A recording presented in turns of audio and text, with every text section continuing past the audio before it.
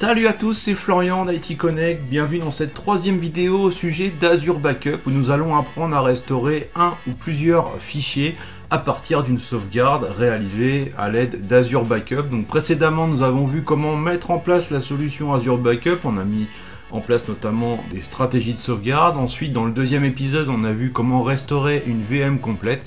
Et bien là on va descendre un petit peu plus bas puisque l'on va restaurer un ou plusieurs fichiers en fonction de ce que l'on souhaite restaurer. Sans plus attendre, on va passer à la démonstration. N'oubliez pas de vous abonner à la chaîne YouTube IT Connect si ce n'est pas déjà fait. Tout se passe sur le portail Azure, en tout cas pour initier la demande de restauration. Donc tout d'abord, dans la liste des machines virtuelles, eh bien, on va sélectionner celle pour laquelle on a besoin de récupérer des données. En l'occurrence, ici, je vais prendre la machine virtuelle qui s'appelle PC-04, qui est déjà couverte par une stratégie de sauvegarde Azure Backup. Ensuite, on va descendre à gauche sur la partie sauvegarde ici, de manière à pouvoir accéder au bouton récupération de fichiers. Donc on va cliquer dessus, là on va devoir sélectionner un point de récupération, donc on fait sélectionner. Là on a le choix entre différents points de récupération donc correspondant aux sauvegardes de cette VM. Donc je vais choisir par exemple celle d'il y a 2-3 jours, donc je sélectionne, je fais OK. Et là donc je dois faire télécharger l'exécutable. En fait, pour pouvoir restaurer des fichiers à partir d'une sauvegarde Azure Backup, il va falloir exécuter ça sur votre poste de travail, voire même sur la VM source ou sur un autre serveur, de manière à monter en local un disque via ISCSI qui va correspondre au contenu de la sauvegarde. Donc on va voir tout ça dans la démo. Donc là il est en train de générer le script et le mot de passe. Et le mot de passe donc qui va s'afficher juste ici. Une fois que le bouton apparaît comme ceci, on fait télécharger l'exécutable. Donc votre fichier de script est prêt à être téléchargé. Donc télécharger.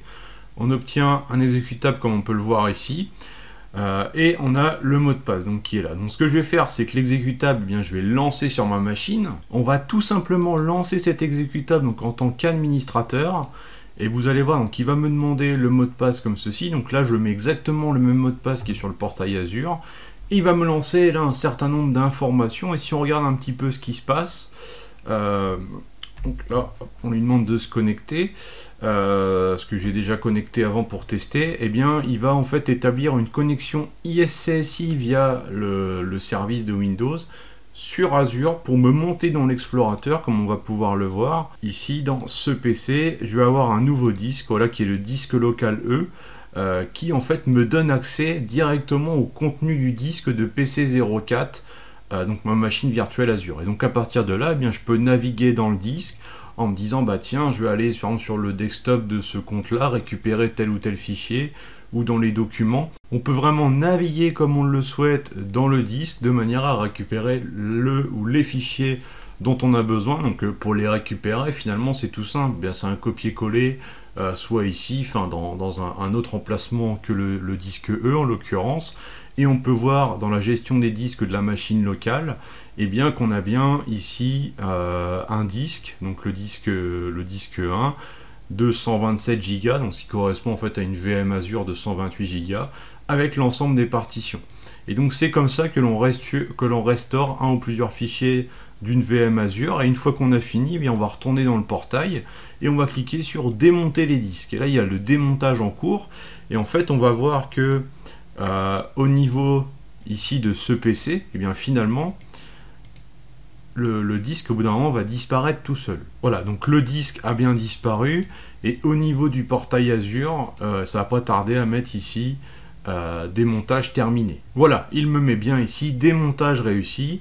Donc voilà, c'est la fin de l'opération de récupération de données via Azure Backup. Alors on peut voir qu'en soi c'est assez simple à utiliser, par contre l'inconvénient c'est qu'il faut savoir exactement dans quelle sauvegarde on a besoin de récupérer des données, parce que sinon il faut imaginer que l'on va devoir faire cette manipulation là plusieurs fois pour identifier la sauvegarde qui nous intéresse et qui contient le ou les fichiers à restaurer.